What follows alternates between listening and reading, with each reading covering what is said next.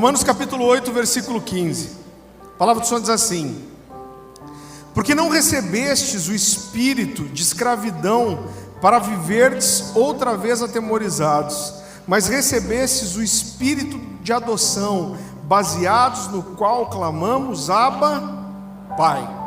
Se qualquer um de vocês aqui conhecer simplesmente, souber quem é o seu pai biológico, seu pai natural, você pode chamar ele de pai, mas essa expressão Abba, Pai, é uma expressão como se a gente dissesse, olha, papai ou paizinho. E isso é só para quem sente a segurança e o conforto de se sentir filho. E querido, esse é um tema tão importante, tão relevante dentro da igreja. Por quê? Quando a gente olha para as escrituras, a gente percebe de uma forma muito fácil aquilo que na teologia a gente vai chamar da revelação progressiva de Deus. Então Deus, ele vem desde do início da humanidade. Deus traz um plano para se revelar para o homem, e Deus usa muitos artifícios para revelar para nós quem Ele é, inclusive, através das escrituras. E eu acho muito interessante que a forma que Deus ele escolhe para se revelar para mim e para você é se apresentando como Pai. Então Deus, ele tem o homem, ele quer alcançar seu coração, ele quer alcançar sua vida, ele quer ter um relacionamento profundo com você. E a primeira forma de Deus chegar para você e falar, olha, você quer entender o que é o meu amor, o tipo de sentimento que eu tenho por você? Eu sou seu Pai. E queridos, como alguém que cresceu na igreja, talvez você não seja diferente, eu cresci ouvindo que existe uma tendência muito grande de nós pegarmos a imagem que nós temos do nosso pai natural e transferir isso para Deus. E eu ouvi isso muitas vezes. Eu cresci no lar cristão, meus pais se converteram, eu tinha 1 ano de idade. Inclusive congreguei quando era criança por alguns anos na Assembleia. Tenho assim excelentes lembranças, foi um tempo muito especial.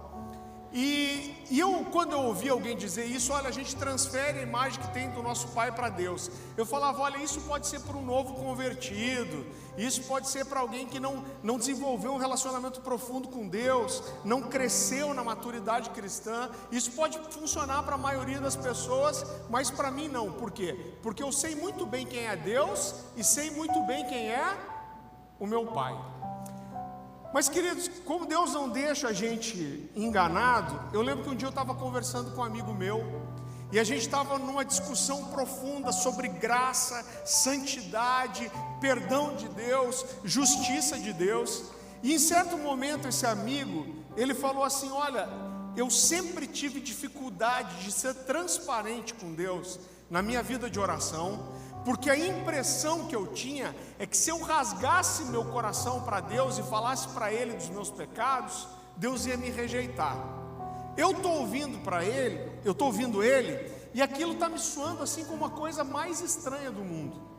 Eu lembro que eu falei para ele, o nome dele é Paulo, ele mora na Suíça hoje. Eu falei, Paulo, explica uma coisa para mim. Primeiro, Deus conhece seu coração mais do que você mesmo. Você acha que você vai poder contar seu pecado para Deus? Deus já sabe tudo que você faz de errado, cara. E como que Deus não vai te aceitar? Não existe, você não vai surpreender Deus. E no meio dessa, eu falei para ele, isso é difícil para mim de entender, porque para mim é exatamente o contrário. Eu tenho total liberdade para rasgar meu coração, para falar para Deus dos meus pecados, das tentações, dos desafios.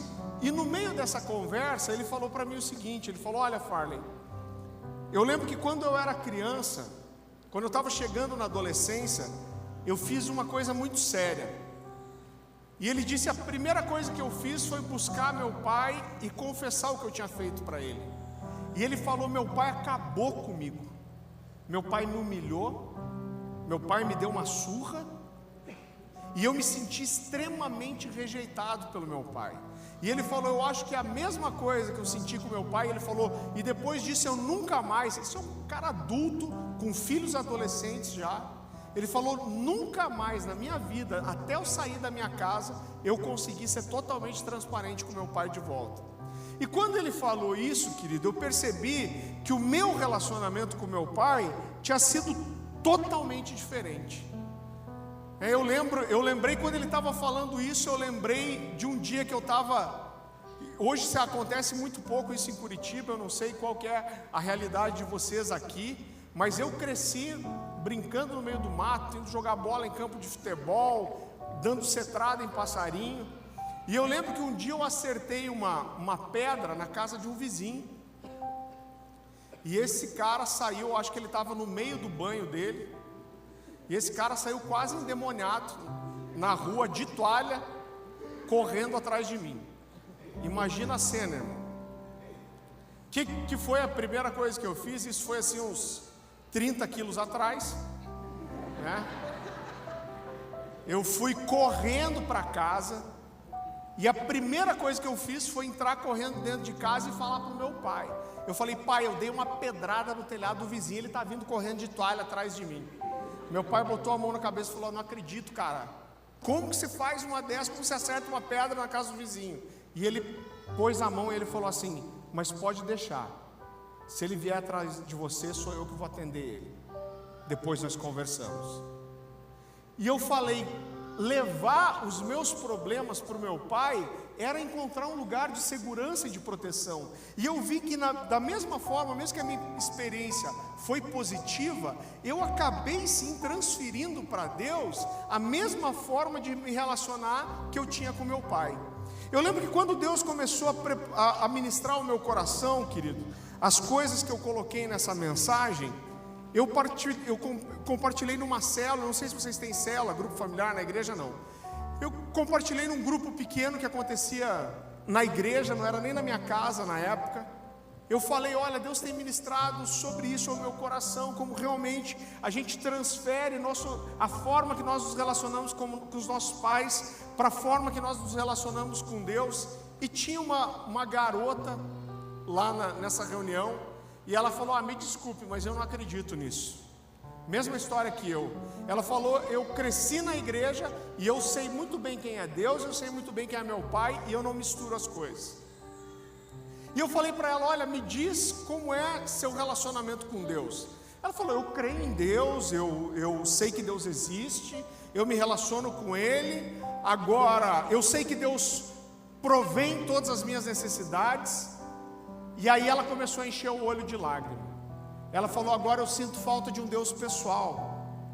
Eu sei que Deus supre as minhas necessidades, mas como Deus supre para todo mundo. Ela falou: eu chego a ter raiva quando eu estou na igreja e vem alguém contar um testemunho de uma intervenção específica de Deus. Eu lembro que ela deu até um exemplo bobo. Ela falou: sabe aquele testemunho da pessoa que fala assim: eu estava com uma vontade de comer uma feijoada. E eu falei: ai Deus, que vontade de comer uma feijoada. E aí alguém bateu na minha casa naquela hora e trouxe uma panela de feijoada. Ela falou: eu nunca tive uma intervenção assim de Deus. Eu não tenho uma história assim para contar de Deus ter ouvido uma necessidade minha pessoal e eu ver que Deus atendeu isso. Ela falou outra coisa que eu não consigo entender: quando as pessoas adoram e elas dizem que sentem Deus abraçá-las, sentem o cuidado pessoal de Deus. Ela falou: eu não consigo entender isso. E quando ela terminou de abrir seu coração, eu falei para ela: e me diz como foi o seu relacionamento com seu pai. Ela falou: olha, meu pai se separou da minha mãe quando eu era criança. E ela falou: meu pai sempre foi presente, mesmo divorciado. Ela falou: meu pai nunca deixou de suprir as nossas necessidades. Meu pai nunca deixou de dar um presente de aniversário, mas nós éramos de 5 irmãos. Então meu pai nunca vinha e perguntava o que cada irmão queria. Por quê? Porque o negócio era meio a granel. Ela falou: meu pai, apesar de suprir as nossas necessidades, meu pai nunca me pegou no colo. E nessa hora a menina já começou a chorar. E ela percebeu como ela transferiu tanta coisa da forma dela se relacionar com o pai para Deus. E querido, eu percebo que o diabo ele tem um interesse especial, isso é óbvio, em destruir as famílias. Por quê? Porque Deus escolheu a família para se revelar. Deus se revela através da figura da família e através do pai. Então o diabo tem um foco tão específico em destruir a imagem que a gente tem da paternidade, porque se Deus destruir essa imagem de pai, do que deveria ser um pai biblicamente, Ele provavelmente vai conseguir interferir no relacionamento que nós temos de Deus, com Deus, e na imagem que nós temos de Deus como pai. Eu tive acesso a um dado esses dias, eu fiquei assustado, mas 1/3 da população brasileira não tem o nome do pai no RG.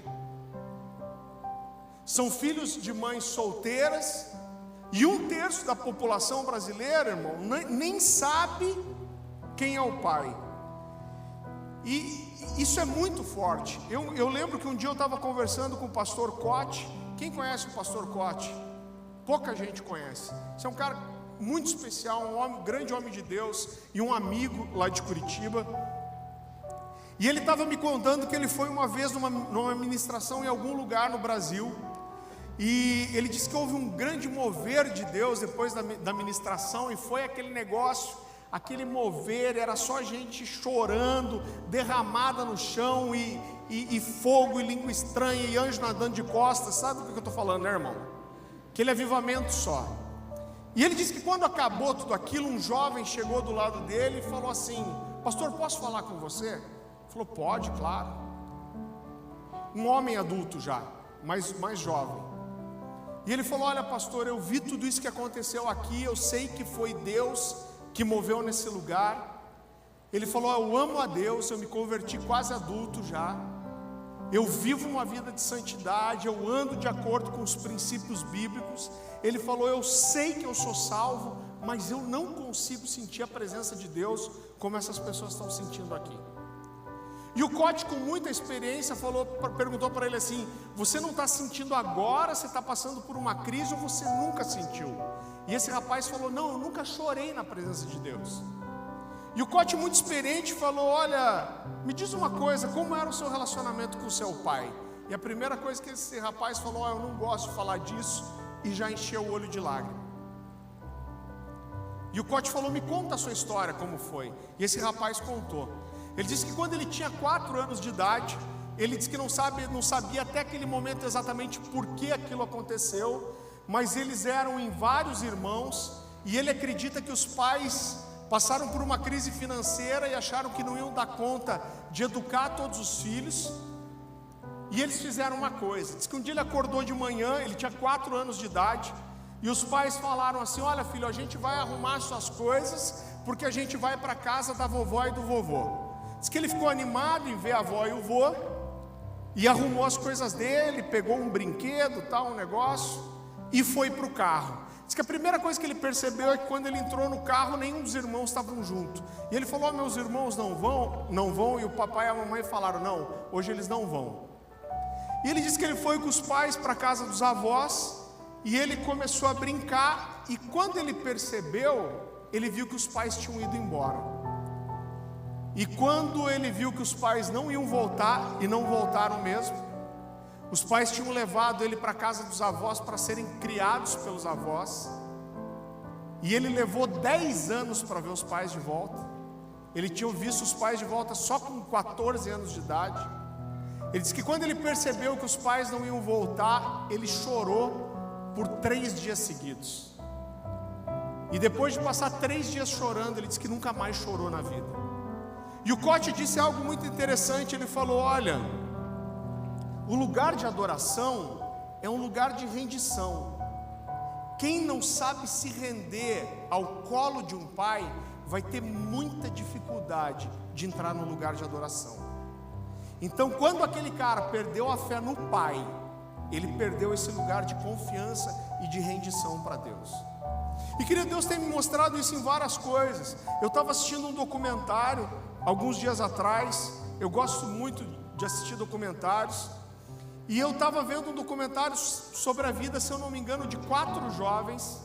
Eram jovens que chegaram na fase adulta ali com 30 e poucos anos, e eram jovens que já deveriam estar indo para a sua vida, ter sua esposa, ter seus filhos, sua casa, e eram jovens que não conseguiam romper para a sua própria vida. Eram famílias americanas, todas elas.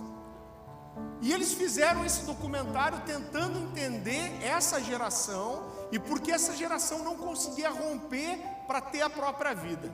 E a primeira coisa que eu percebi foi mostrando a história de cada um daqueles jovens. E a primeira coisa que eu percebi, queridos, é que o problema deles não era com a mãe, mas era com o pai.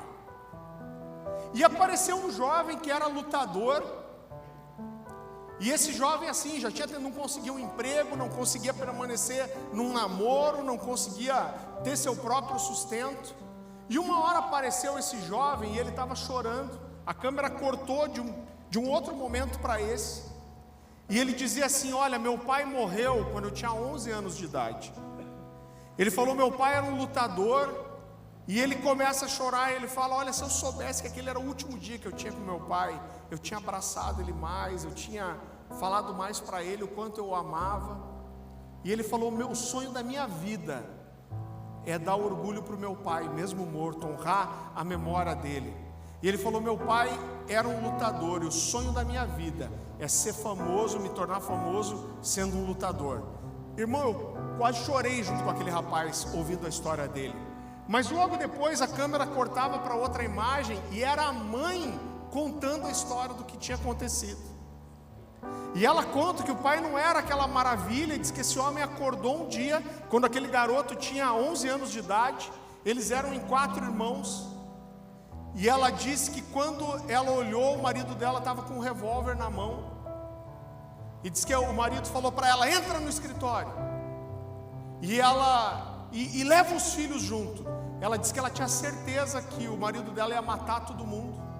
E disse que aquele homem colocou um filho do lado do outro, a esposa, e ele parou na frente da família e lhe deu um tiro na cabeça. Esse era o pai desse garoto.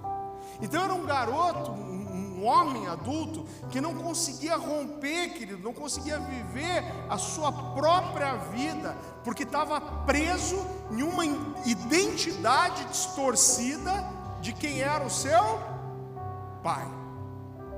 Agora eu queria que você repetisse uma coisa comigo. Diga assim: não importa o quanto bom ou mal meu pai natural tenha sido, ele está desqualificado para representar a imagem de Deus Pai. Querido, quando eu olho para as Escrituras, eu vejo o que Davi entendeu. Você não precisa abrir. Salmo 27:10 diz assim: porque se meu pai e minha mãe me desampararem, o Senhor me acolherá. Queridos, Davi, a gente não tem como provar isso, mas Davi era o filho caçula de um caminhão de irmãos, era o 7º. A Bíblia fala que quando, eu vou falar disso amanhã de volta provavelmente, quando Samuel vai ungir um dos filhos de Jessé, ele tem que lembrar Jessé e falar: olha, você não tem mais nenhum filho? Ah, verdade, ficou um cuidando das ovelhas. Ele tem que ser lembrado, ele foi esquecido pelo pai, ele era desprezado pelos irmãos, mas ele encontrou uma chave. Ele falou: olha, assim, mesmo que meu pai e minha mãe me desampararem, o Senhor não me desamparará. E queridos, quando nós andamos em cima da revelação que nós temos, a imagem que nós temos de quem Deus é, move totalmente de forma direta na forma que nós vamos nos relacionar com esse Deus.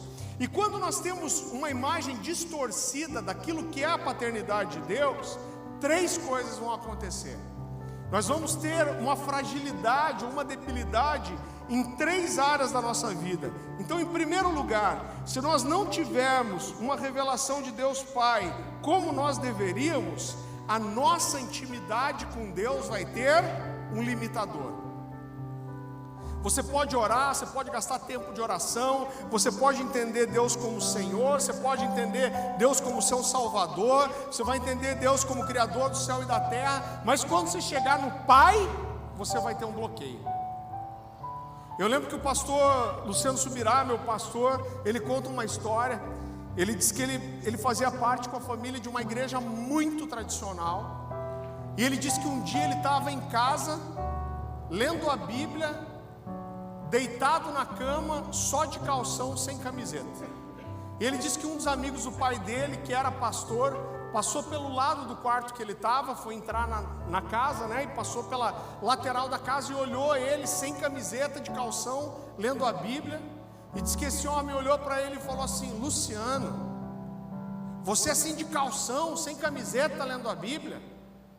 Se você fosse encontrar com o presidente da nação, você iria assim, de qualquer jeito, se apresentar diante do presidente? E o Luciano falou: de jeito nenhum.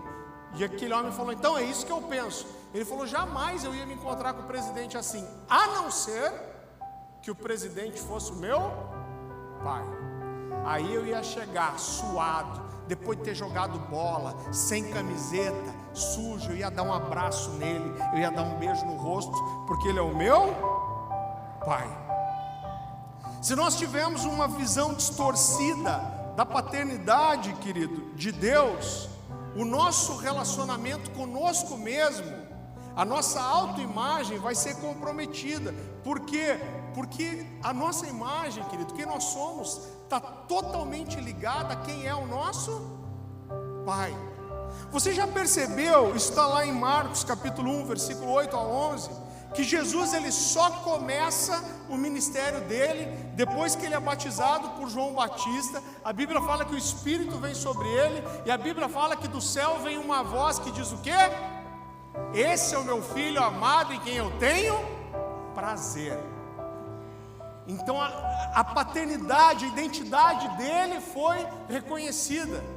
Quando Jesus é levado pelo Espírito Santo ao deserto e o diabo vem tentá-lo, o que o diabo questiona? Se ele é Deus? Não. O que o diabo fala? Se você realmente é o Filho de Deus, faça isso. O que é questionado ali é justamente a sua paternidade.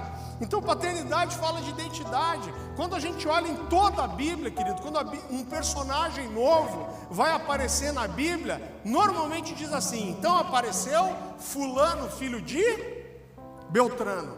Por quê? Porque a minha paternidade fala de quem eu sou. E em terceiro lugar, querido, se nós tivermos uma visão limitada, distorcida da paternidade de Deus, todos os nossos relacionamentos vão ser prejudicados em relação a isso.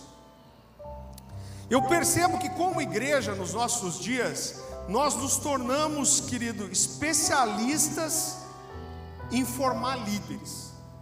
A igreja prega muito sobre liderança, a igreja fala de liderança, e eu quero que você entenda, eu não estou falando contra a liderança, pelo contrário, a liderança é um princípio bíblico, é instituído na palavra de Deus, mas nós nos tornamos peritos em levantar líderes, mas nós temos gerado poucos filhos e quase nenhum pai. Se você for numa livraria evangélica hoje, eu tentei fazer um levantamento, mas o que as pessoas que trabalham nessa área me falaram é que provavelmente 30% dos livros que tem numa livraria evangélica falam de liderança. Agora procura um livro falando sobre paternidade, bom. Eu procuro por muito tempo, eu conheço 2 que são bons livros. É muito difícil você encontrar. E eu gostaria de falar um pouquinho, querido, sobre a diferença de um líder e de um pai. Um pai é um líder também, mas o coração com que ele lidera é diferente, né? Eu não quero criar aqui uma regra, eu não quero estabelecer uma doutrina em cima disso.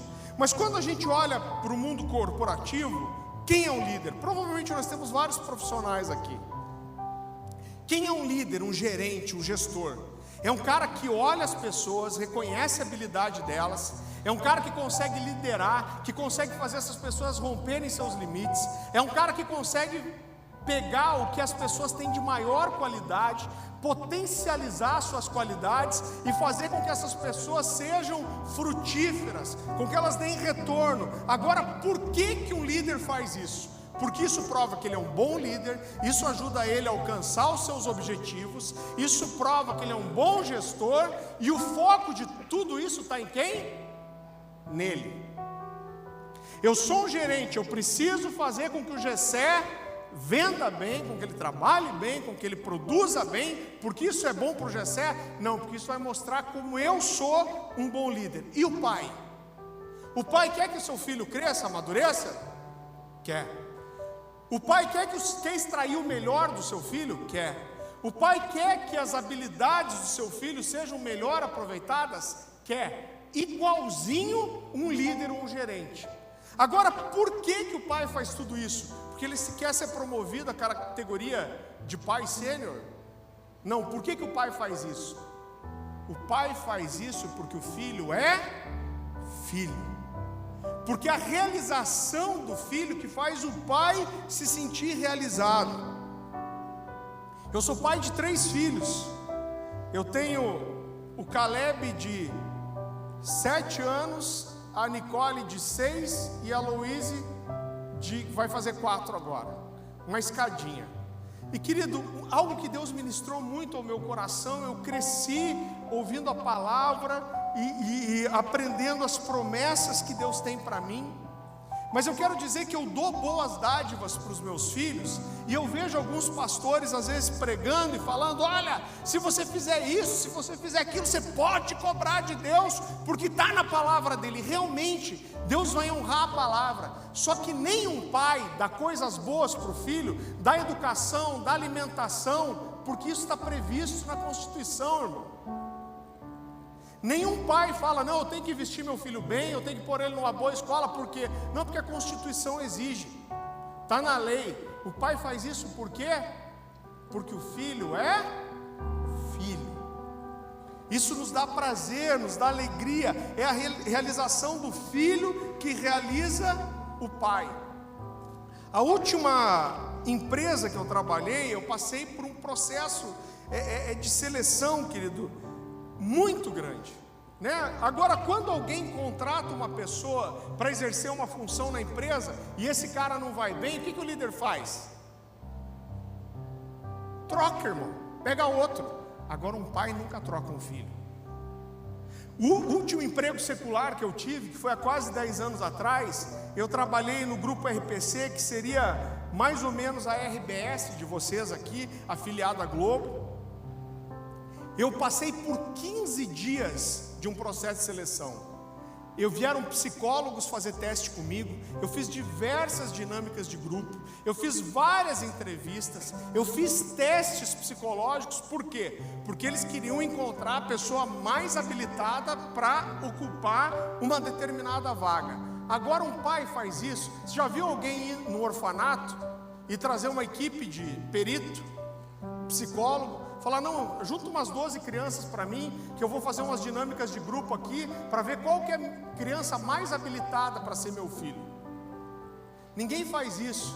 Alguém escolhe uma criança para adotar pelo coração, porque você está escolhendo alguém não só para fazer você feliz, mas você está escolhendo promover a felicidade de alguém. Você sabe que essa é uma das coisas que mexe comigo, como a Bíblia, querido, apresenta essa questão da adoção, como isso é forte. Eu sempre tive uma resistência com a ideia de adotar uma criança, até porque eu tenho 3 já. Se vier mais um, acho que eu vou ter que comprar uma Kombi. Mas eu descobri algo que os judeus fazem, e isso mexeu com o meu coração. E eu pedi uma prova para Deus esse ano. E se Deus me der, eu vou adotar uma criança no Camboja, que é um dos piores lugares do mundo. Quando um judeu adota uma criança, se é um menino, esse menino vai receber o nome do homem, do pai. E se é uma menina, vai receber o nome da mãe. Por quê? Porque o discurso dessa família é assim: esses aqui têm o meu sangue, mas esse aqui tem o meu nome. Olha como é forte. Olha como é forte isso, irmão. Como esse conceito é importante. Eu queria que você abrisse um texto comigo. Eu quero ler com você um trecho de uma oração de Jesus, que é chamado de oração sacerdotal. Abra comigo no Evangelho de João, capítulo 17. Essa aqui é a última oração de Jesus pelos seus discípulos, antes dele ser traído por Judas. A gente não vai ler inteira, eu quero que você leia comigo a partir do versículo 22. A palavra do Senhor diz assim: eu lhes tenho transmitido a glória que me tens dado, para que sejam um como nós somos, eu neles e tu em mim, a fim de que sejam aperfeiçoados na unidade, para que o mundo reconheça que tu me enviaste e os amaste como também amou a mim. E aí Jesus diz assim: Pai, a minha vontade é que onde eu estou estejam também comigo aqueles que me deste, para que vejam a minha glória que me conferiste, porque me amaste antes da fundação do mundo. E ele continua: Pai justo, o mundo não te conheceu, eu porém te conheci, também estes compreenderam que tu me enviaste. Eu lhes fiz conhecer o teu nome, e ainda o farei conhecer, a fim de que o amor com que me amastes esteja em mim e eu esteja neles. Quando você olha para isso, isso é muito mais parecido com uma empresa ou com uma família?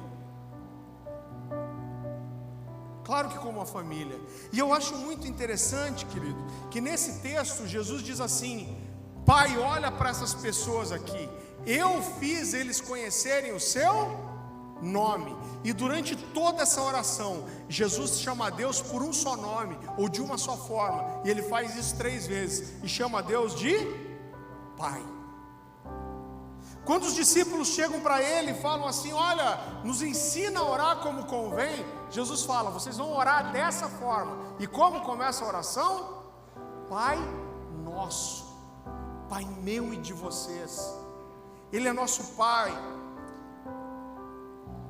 Pastor muito conhecido, muito amigo meu, alguns anos atrás, eu acho que uns 10 anos atrás, ele tinha uma igreja em São Paulo, e ele escolheu um rapaz dentre os jovens da igreja, e ele olhou para aquele rapaz e falou assim: esse cara aqui tem um chamado, eu vou investir na vida dele.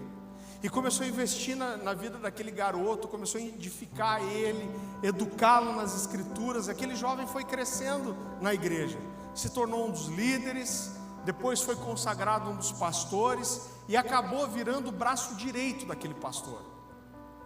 E ele fez uma viagem longa, se eu não me engano, para os Estados Unidos, ficou assim 1 mês e meio fora, e ele deixou aquele jovem responsável pela igreja dele. E quando ele voltou, irmão, depois de 1 mês e meio, ele descobriu que aquele jovem pastor tinha rachado a igreja dele no meio. Enquanto ele estava fora, aquele jovem ganhou o coração de várias pessoas, e ele decidiu sair da igreja e levou quase metade da igreja com ele. E esse pastor amigo meu disse que ficou enfurecido quando viu aquilo. Ficou muito triste, ferido, indignado. E ele contou: Farley, eu fui para uma sala orar, chorar com Deus. E ele falou: estava muito bravo, estava muito triste, muito ferido, muito magoado. E eu me fechei no meu quarto, eu comecei a brigar com Deus. Eu falei: Deus, olha o que esse cara fez. Eu investi na vida dele, eu eduquei ele, eu estabeleci ele como pastor, eu ensinei para ele tudo que ele sabe. E o que esse cara faz? Ele divide a minha igreja, ele coloca as pessoas contra mim, ele acabou com a igreja. E diz que ele foi orar, falar: Deus, o senhor tem que pesar a mão, o senhor tem que fazer alguma coisa. E diz que quando ele ia orar isso, Deus falou para ele assim: você está muito ferido, né? E ele falou: claro que eu estou. Você está com raiva, não está? Ele falou: tô, Deus. E Deus falou para ele: sabe por que você está sentindo tudo isso no seu coração? É porque você é um líder. Diz que ele falou: claro que eu sou um líder. Sou um líder, liderei, estabeleci, enviei, levantei. Deus falou para ele: você está sentindo tudo isso porque você é um líder, mas você não é um pai. Se fosse seu filho, seus sentimentos não seriam iguais em relação a isso. E ele disse que aquilo foi tão forte para ele, irmão. Eu não estou querendo estabelecer um padrão e dizer que as coisas têm que acontecer assim, mas isso tocou no meu coração. Sabe o que esse cara fez? Ele pegou um documento da igreja e uma chave. Eles tinham um prédio. Eles tinham 2 prédios, aliás. E ele foi atrás desse rapaz, ele entregou uma escritura e uma chave. Ele falou: eu amo você, espero que um dia você volte, que você conserte o que você está fazendo de errado, mas eu estou te dando uma escritura e uma chave para você ter aonde se reunir com essas pessoas. Irmão, isso mexeu demais comigo. Eu estou eximindo a culpa daquele rapaz? É claro que eu não estou eximindo, mas qual é o coração que Deus quer que a gente exerça a liderança? Mas na verdade, querido, o meu maior objetivo nessa mensagem não é despertar teu coração para que você saia daqui desesperado para exercer uma paternidade espiritual, mas em primeiro lugar eu quero despertar o seu coração para que você tenha no reino de Deus um coração de filho. Eu quero que você abra comigo em 1 Coríntios capítulo 4.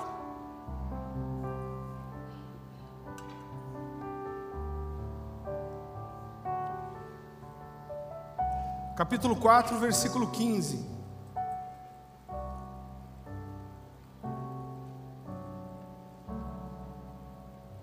O apóstolo Paulo faz uma declaração muito interessante aqui, e ele diz assim: porque ainda que vocês tivessem milhares de preceptores, preceptores são mestres, professores, ele continua, preceptores em Cristo, não teríeis contudo muitos pais, porque eu pelo Evangelho os gerei. Eu acredito que assim como no mundo natural, pai não precisa ser necessariamente aquele que gera, mas pai é aquele que educa. E ele continua na sua oração, no seu texto, e ele diz assim: admoesto-vos, portanto, a que sejais meus imitadores. Por essa causa eu mandei Timóteo, que é meu filho amado e fiel no Senhor, o qual vos lembrará os meus caminhos em Cristo Jesus, como por toda parte ensino em cada igreja. Queridos, eu lembro que quando eu comecei a estudar a Bíblia por mim mesmo na adolescência, e minha mãe é uma das pessoas mais apaixonadas pela palavra de Deus que eu conheço, e ela colocou essa paixão no meu coração. E quando eu comecei a estudar a Bíblia por mim mesmo, eu comecei a ler o Novo Testamento. Eu acredito que não tem como você ler o Novo Testamento e você não se apaixonar por essa figura que se chama Apóstolo Paulo. E eu lembro que as cartas que eu mais li, os livros que eu mais li da Bíblia, foram justamente as cartas de Paulo, né? Começando ali em Atos e todas as cartas de Paulo. E eu ficava imaginando como seria o privilégio de conhecer esse homem. E eu lembro que eu me deparei com esse texto, e eu vi Paulo falando de Timóteo. Então Paulo está enviando, né, para Corinto esse jovem chamado Timóteo, e ele está dizendo: olha, vocês recebam esse jovem como vocês fossem receber a mim, porque esse cara ele vai levar o meu DNA, ele vai reproduzir aquilo que ele recebeu de mim. E ele diz: Timóteo é o meu filho amado e fiel no Senhor. E eu lembro que eu li esse texto e eu senti assim uma invejinha gospel. É claro que não existe isso, mas desse tal de Timóteo. Eu falei: cara, quem era esse Timóteo? O que Paulo viu nesse garoto chamado Timóteo para ter ele em tanta estima? E queridos, quando a gente vai olhar para as Escrituras, você vê que Paulo e Barnabé saem para a sua primeira viagem missionária.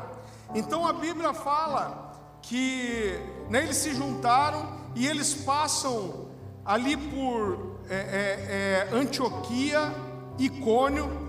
E quando eles estão em Icônio, a Bíblia fala que eles estavam pregando, e eles perceberam que alguns judeus começaram a incitar o povo contra a pregação deles.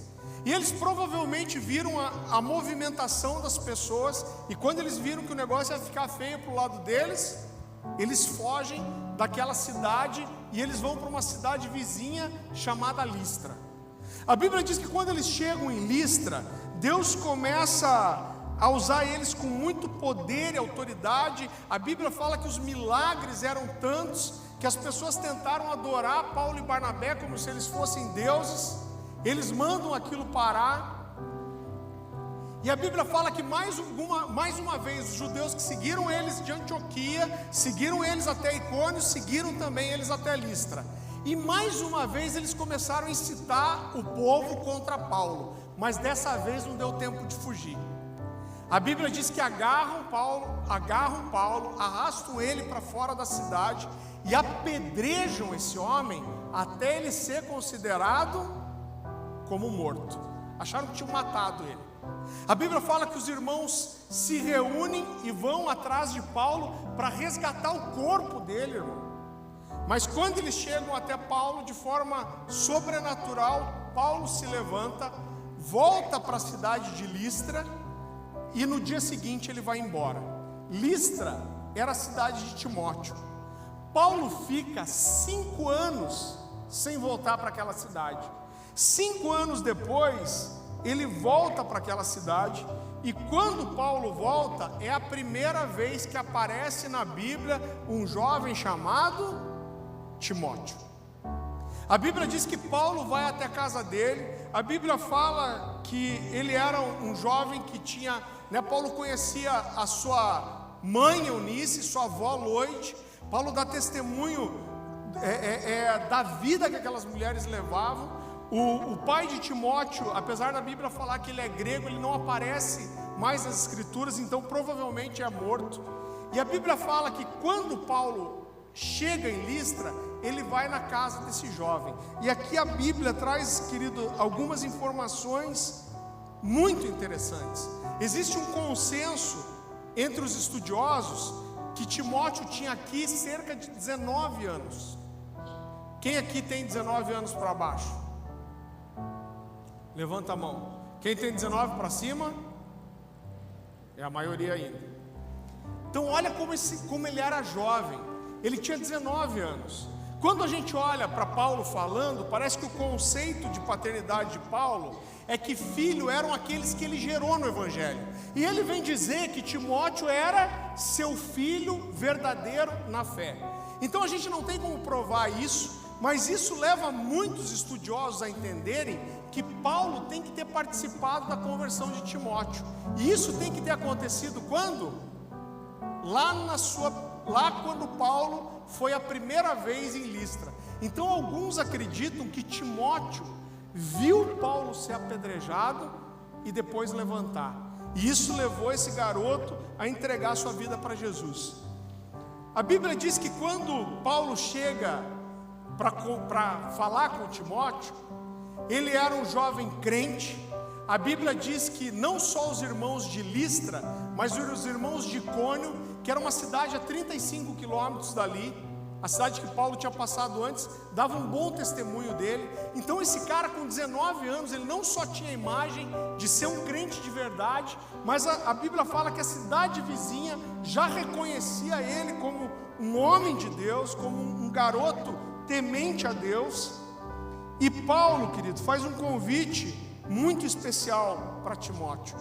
A Bíblia diz que Paulo com certeza viu algo especial naquele jovem, e Paulo faz uma proposta para ele. Fala: eu queria levar você comigo nas minhas viagens missionárias.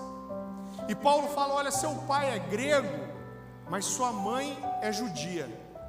E para que os judeus não falem nada de você, eu gostaria de te circuncidar. Irmão, eu quero te falar uma coisa. Glória a Deus que não existe mais circuncisão hoje. Porque uma criança ser circuncidada já é horrível.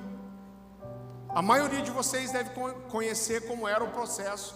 Mas quando uma criança estava com 8 dias de vida, ela era circuncidada. Como que fazia a circuncisão? Era usada normalmente uma pedra lascada. A gente tem, eu não sei se Santa Catarina tem, mas no Paraná a gente tem bastante dessa pedra, que é uma pedra que quando você bate, ela quebra em disco e ela fica muito afiada. Então eles pegavam no 8º dia o prepúcio do pênis, sem xilocaína, sem anestesia, sem anti-inflamatório, antibiótico, e eles cortavam o prepúcio do pênis. Você imaginar fazer isso numa criança já é terrível, mas você já pensou fazer isso no adulto, irmão? Eu brinquei um dia que o pastor Luciano falou: pastor, eu acredito em você completamente. Só não pede para eu fazer a mesma coisa que Paulo pediu para Timóteo, que não vai rolar. Então eu acredito, querido, que Timóteo sabia quem era Paulo e reconheceu quem era ele. Mas eu acredito que quando Paulo sugeriu para Timóteo, um homem adulto, ser circuncidado, de quem era a função de circuncidar? Quem circuncidava? O pai. Quando Paulo fala para Timóteo, você quer ir comigo? Então me deixa te circuncidar antes. Eu acredito que naquele momento Timóteo mostrou para Paulo que ele tinha um coração de filho. Estou confiando minha vida em você. Eu consigo ir com você até esse nível. Querido, eu lembro que eu cresci na igreja, eu sempre fui próximo dos meus pastores. Eu sempre fui aquele cara que não podia ver um pastor carregando uma maletinha, que eu ia me oferecer para ajudar. Eu sempre colei nos meus líderes, nos meus pastores. E há mais de 10 anos atrás, tinha um homem que me pastoreava. E um dia duas vezes a gente entrou numa discussão sobre submissão. E aquilo me incomodou. A gente estava a segunda vez falando sobre inteligência, sobre a submissão bíblica, sobre ter um coração submisso. Era a segunda vez que ele estava discutindo comigo. E uma hora eu falei para ele assim, pô, pastor, peraí, deixa eu só entender uma coisa, que eu fiquei com meu coração ruim agora. Eu falei, cara, você acha que eu sou insubmisso? Ele falou, Farley, de jeito nenhum, você nunca demonstrou insubmissão. Mas é justamente por isso que me preocupa algumas atitudes suas. Ele falou, olha, quando você fala da tua história, você fala de várias pessoas que tocaram sua vida, que te pastorearam, que foram mentores, mas você não consegue ver nenhum desses caras como pai espiritual sobre a sua vida. Eu falei, isso não é verdade. Ele falou, é verdade. Eu falei, não é verdade. Ele falou, quer ver, eu vou te provar. Irmão, para mim esse cara teve uma revelação de Deus naquela hora. Ele falou para mim assim, eu quero que você repita uma frase comigo. E ele falou assim, repita comigo, eu quero que você repita comigo também. Fala assim, eu obedeço, eu honro, porque é meu pai. Eu me submeto, porque é meu pai. E ele disse assim, aliás eu mudei a ordem, desculpe. Repita comigo primeiro, quase estraguei o fim da mensagem. Ele pediu para eu repetir primeiro. Fala assim, eu obedeço, eu honro, eu me submeto, porque é meu líder. E eu repeti. Ele falou, repita de volta, eu obedeço, eu honro, eu me submeto, porque é meu pastor. E ele falou, Farley, repita comigo agora, eu quero que você repita também. Eu obedeço, eu honro, eu me submeto, porque é meu pai. E ele perguntou para mim, dizer essa frase a última vez é diferente das outras? Eu falei, é completamente diferente. Ele falou, então tá vendo? Você ainda no reino de Deus, você não tem um coração de filho para com a sua liderança. E aí eu fiquei #chateado, né, irmão? Porque ele me quebrou, eu não tinha mais o que falar em relação a isso. E querido, Deus tem ministrado isso muito ao meu coração, e eu tenho aprendido algo. Ninguém consegue exercer paternidade sobre alguém que não tem um coração de filho. Eu recebo muitos jovens. Quantos jovens vocês têm na igreja aqui? Muitos, você tem ideia mais ou menos? 300 jovens? 3.000? Misericórdia! Quanto trabalho, Jesus! A gente deve ter mais ou menos uns 600 jovens lá na igreja. 3.000 jovens, cara. Deus dê graça e misericórdia para você. Jesus da glória. Só aqui na sede. E aqui, só aqui. Uns 100. A gente, na igreja local lá, a gente deve ter uns 600. E eu via muitos jovens chegarem para mim, rasgarem o coração e falarem assim, ó, ninguém nunca cuidou de mim. Ninguém nunca foi um pai espiritual para mim. Ninguém nunca foi um pastor de verdade próximo de mim. E querido, no começo, quando eu estava começando no ministério, eu ficava com muita pena daqueles jovens. Mas no decorrer, tantos anos no ministério, eu tenho descoberto que ninguém consegue exercer paternidade espiritual sobre alguém que não tem um coração de filho. Eu vou contar para vocês uma coisa que aconteceu. Eu imagino que uns 11 anos atrás, eu estava começando a sair para pregar, e uma pessoa me ligou e falou: Farley, você pode vir ministrar numa igreja aqui no SIC? SIC é a cidade industrial de Curitiba. Irmão, uma região pesada da cidade, uma região que tem muito tráfico, é uma região complicada da cidade. Espero que não tenha ninguém aqui que fala: pastor, eu sou de Curitiba e moro no SIC. Mas é pesado lá, irmão. E alguém me falou: você pode vir ministrar aqui na igreja no SIC? Eu falei: claro. Ele falou: inclusive, pastor, se quiser trazer, eu nem era pastor ainda, se quiser trazer alguém da sua igreja para ministrar louvor, eu falei: claro. Juntei um pessoal do alcance, juntei alguns jovens comigo e eu fui. E o abençoado marcou comigo, eu acho que o culto era 8 horas, eu estava indo com a banda tinha que passar som. Se eu não me engano, ele marcou comigo 6h30 no terminal rodoviário do SIC. E eu, irmão, sou chato com o horário, eu não cheguei lá 6h30, eu devo ter chegado umas 6h10. Aí deu 6h30, 6h40, 6h45, 6h50, eu liguei para ele, falei: cara, onde você está? Cheio de gente comigo. Falou: pastor, já estou chegando aí. Deu 7 horas, 7h10, 7h20, 7h25 foi a minha última gota de espiritualidade que existia em mim, já tinha acabado. Irmão, começou a anoitecer. Eu tinha levado uma banda comigo, alguns jovens da igreja, e aí começou a entrar gente bêbada no terminal rodoviário, começaram a mexer com as meninas, um monte de gente esquisita. Irmão, eu já queria matar o irmãozinho. O culto começava às 8. Toda hora que eu ligava para ele, ele: já estou chegando. O abençoado chegou lá às 8h10, irmão. Quando ele chegou, eu já cheguei quase endemoniado nele. Estava 2 horas quase esperando.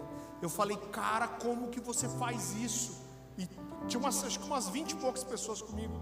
Eu falei: cara, não se faz a obra do Senhor relaxadamente. Minha esposa, sábia, me deu um beliscão daquele aqui atrás do braço.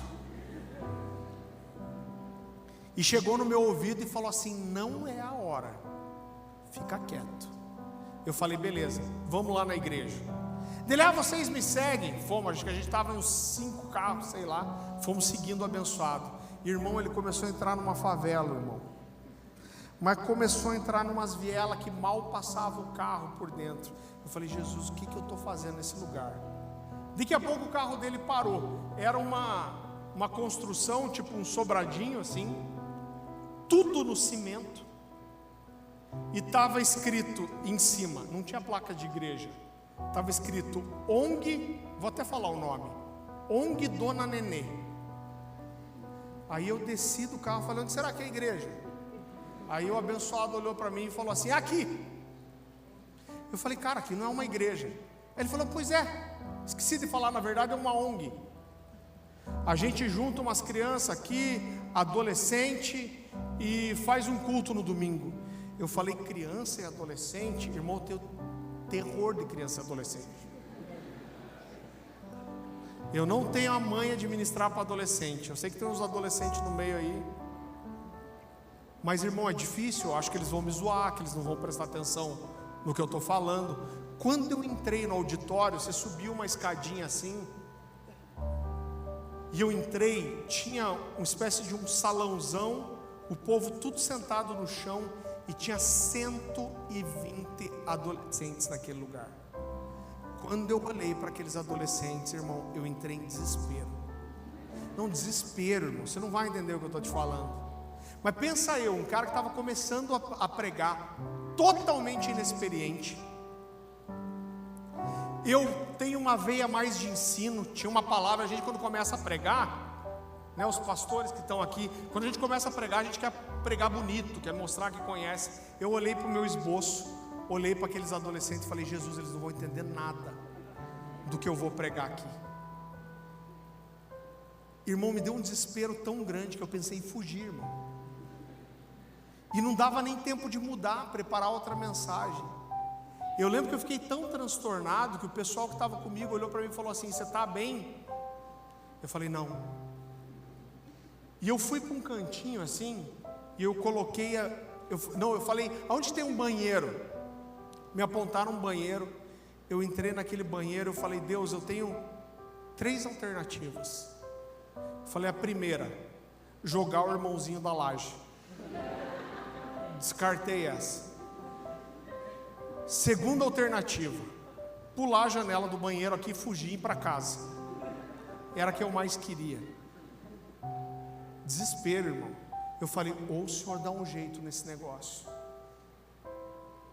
e o Senhor me dá alguma coisa para eu falar para esses adolescentes, porque eu quero fugir daqui. Naquela hora eu recebi tipo um download do céu, e Deus me falou tudo que eu devia falar para aqueles garotos. Eu saí do banheiro, não tinha nem esboço daí, nada. O louvor já estava terminando. Eu saí e eu olhei para aqueles adolescentes morrendo de medo. E eu falei assim: quem de vocês aí tem o pai e a mãe em casa? Irmão, tinha de 120 a 150 adolescentes lá. 3 levantaram a mão. 3. E eu falei para eles assim: quem de vocês tem um sonho? Aí todo mundo levantou a mão. Totalmente fora de protocolo, eu falei: eu vou deixar alguns falarem o sonho. Dei o microfone e um falou: meu sonho era ser um dentista. O outro: meu sonho é ser um pastor. O outro: meu sonho é ser um médico e poder dar uma casa para minha mãe. E foi, acho que uns 6, 7 adolescentes falaram. Aí eu peguei o microfone de volta e eu falei para eles: vocês sabiam que Deus tinha um sonho? Vocês sabem qual era o sonho de Deus? O sonho de Deus era ter uma família com muitos filhos e filhas. E sabe o que vocês são? Vocês são o sonho de Deus. Irmão, eu não sei nem como que começou. Aqueles garotos começaram a chorar. Eles não choravam, eles urravam, gritavam.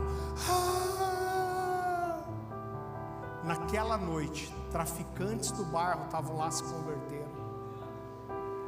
Irmãos que não se falavam restauraram. Houveram muitas conversões naquela noite, e tem uma igreja lá até hoje. Várias pessoas que foram comigo naquela noite falam para mim até hoje: eu nunca senti o amor de Deus como eu senti naquele lugar, naquela noite. Irmão, eu fui para casa confuso, eu confesso para você. Eu fui para casa, minha esposa estava do meu lado, e eu falei: Dani, pensa num negócio sem nexo. Eu estava na carne, com raiva. Eu falei: o que aconteceu nesse lugar? Esse menino, que era um dos piores traficantes do SIC, ele se converteu de um jeito que 3, 4 meses depois ele estava orando por pessoas, as pessoas estavam sendo curadas. 6 meses depois ele foi para Bola de Neve de São Paulo, para trabalhar na igreja lá, convidado, irmão. Eu falei: Dani, o que aconteceu? E eu fiquei questionando para Deus. Eu falei: Deus, por que aconteceu algo tão forte nessa noite aqui, do nada? Sabe o que Deus me falou? Deus me falou: eu correspondo à expectativa do coração das pessoas. E Deus me falou: eles não tinham nada, eles não tinham uma família, eles não tinham uma casa digna, eles não tinham pasta de dente para escovar o dente. Então, quando eles viram que eles podiam se tornar meus filhos, eles agarraram isso com todo o coração. Mas às vezes tem um buraco dentro da gente que se chama falta de paternidade. Mas a gente vai vivendo, e você acha que você pode viver sem receber essa paternidade de Deus. A gente falou muito de liderança, mas eu quero ressaltar, meu objetivo aqui é que você não saia daqui pensando em ser um pai, mas eu quero que você saia daqui decidido a ser um filho. Não só um filho de Deus, mas um filho dos seus líderes, dos seus pastores. Abaixe sua cabeça, feche seus olhos.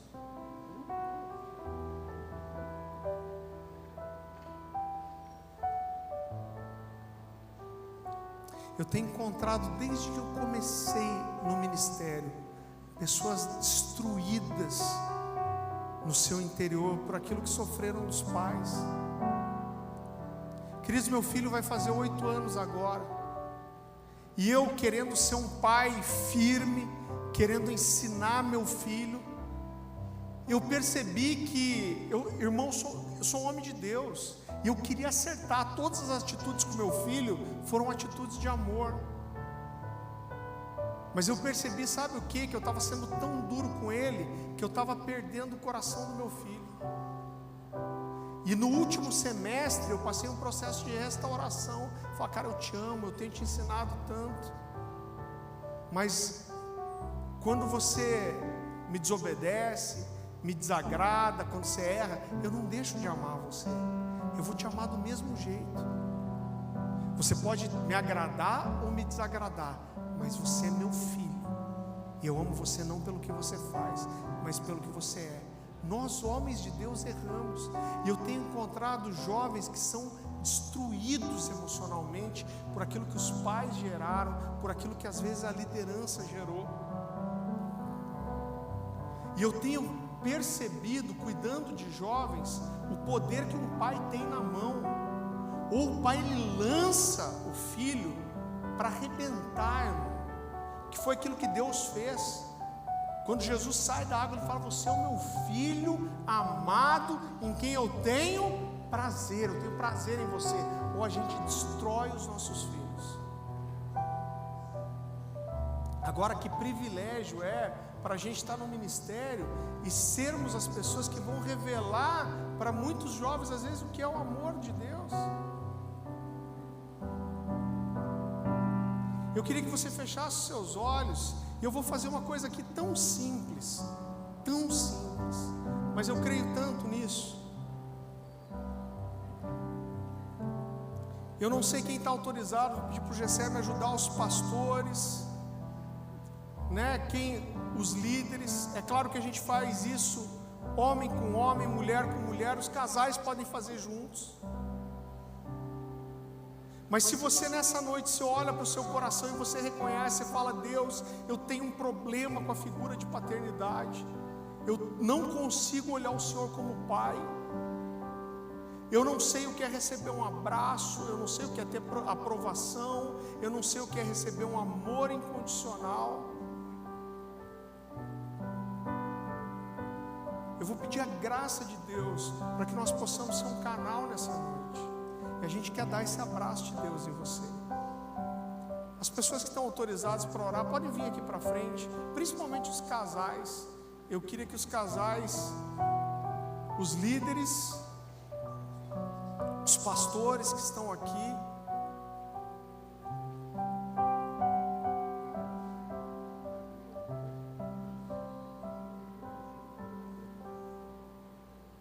Espírito Santo de Deus,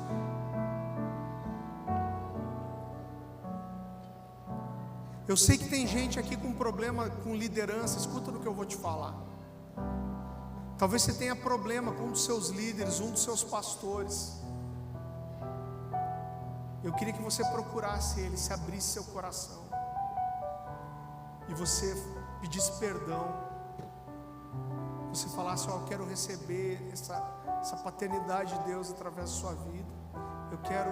Eu quero ter um coração de filho no reino de Deus.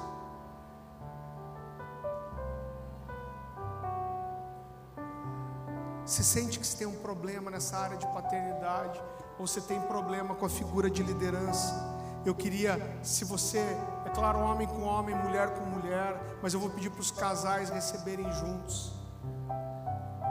Você vai receber uma oração, mas principalmente você vai receber um abraço.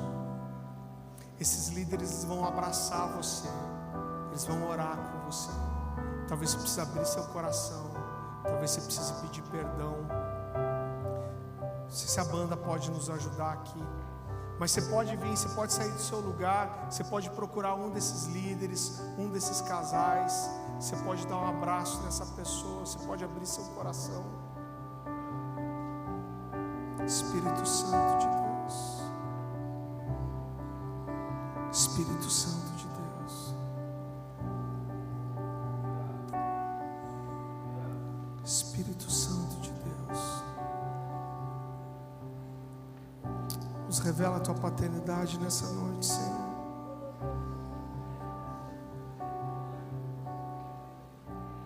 Talvez você esteja com seu pai natural aqui. Talvez você precise dizer alguma coisa para o seu pai ou para o seu filho. Procura ele. O Senhor está trazendo um momento de cura para a gente aqui. Quantos pais estão com os filhos aqui? Levanta a mão. Fala assim: eu sou pai, meu filho está aqui. Procura seu filho, ora com ele. Fala o quanto ele é importante para você, o quanto você ama a vida dele.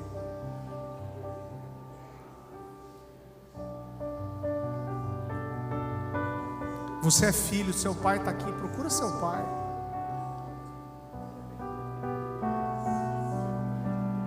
Espírito Santo de Deus,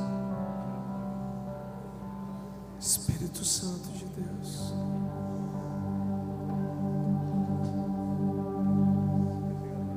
Espírito Santo de Deus, Espírito Santo de Deus. Se você ficou no seu lugar, continua orando. Deixa Deus ministrar essa paternidade ao teu coração. Não perca essa chance. Eu sei que tem gente que está aí: será que eu vou lá na frente? Será que eu preciso? Não fica pensando, irmão, você não vai perder nada.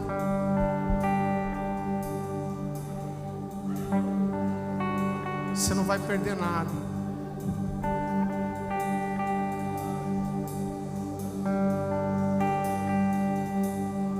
Senhor, tu me sondas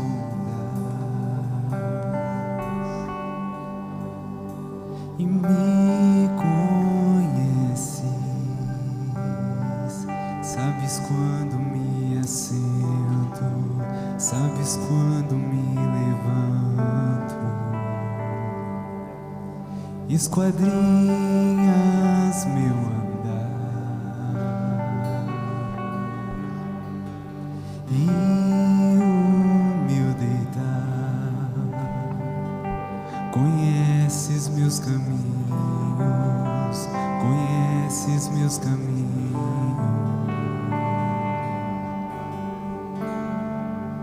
Ainda a palavra não me chegou à boca e tu já conheces toda.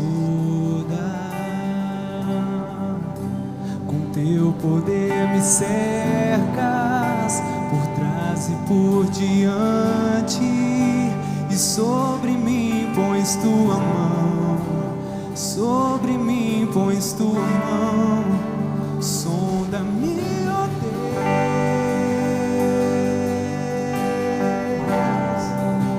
sonda-me, ó Deus, conhece o meu coração, prova-me os pensamentos, vê se há em mim algum caminho mau e guia-me.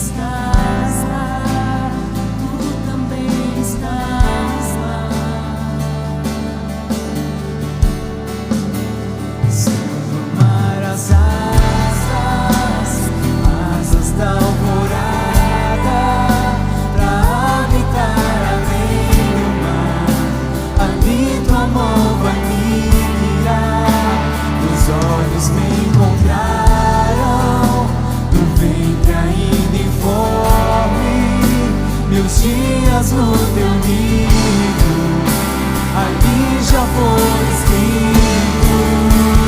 Sonda-me, ó Deus,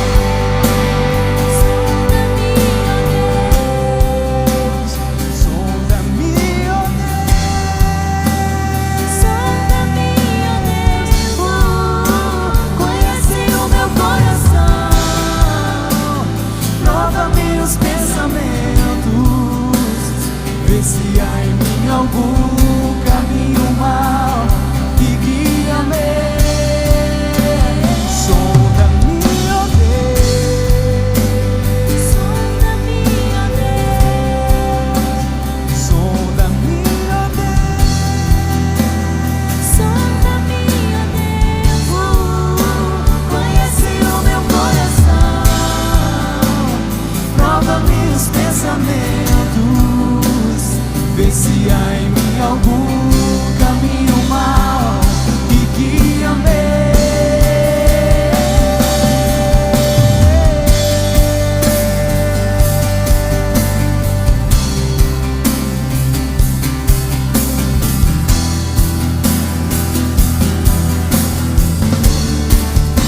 conhece o meu coração,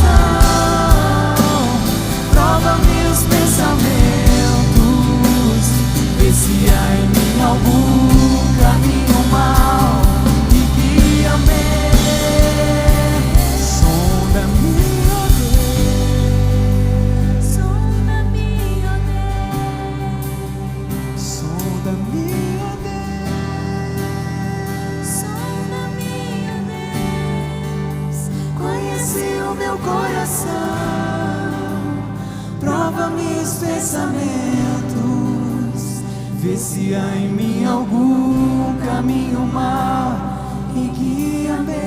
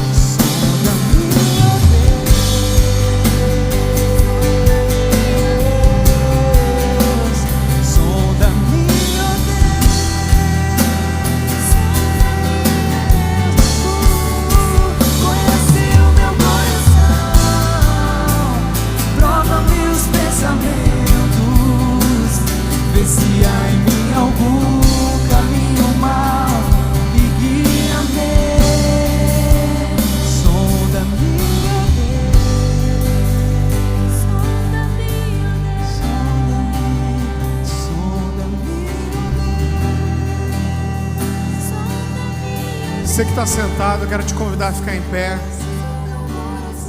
Escolhe alguém perto de você, homens com homens, mulheres com mulheres.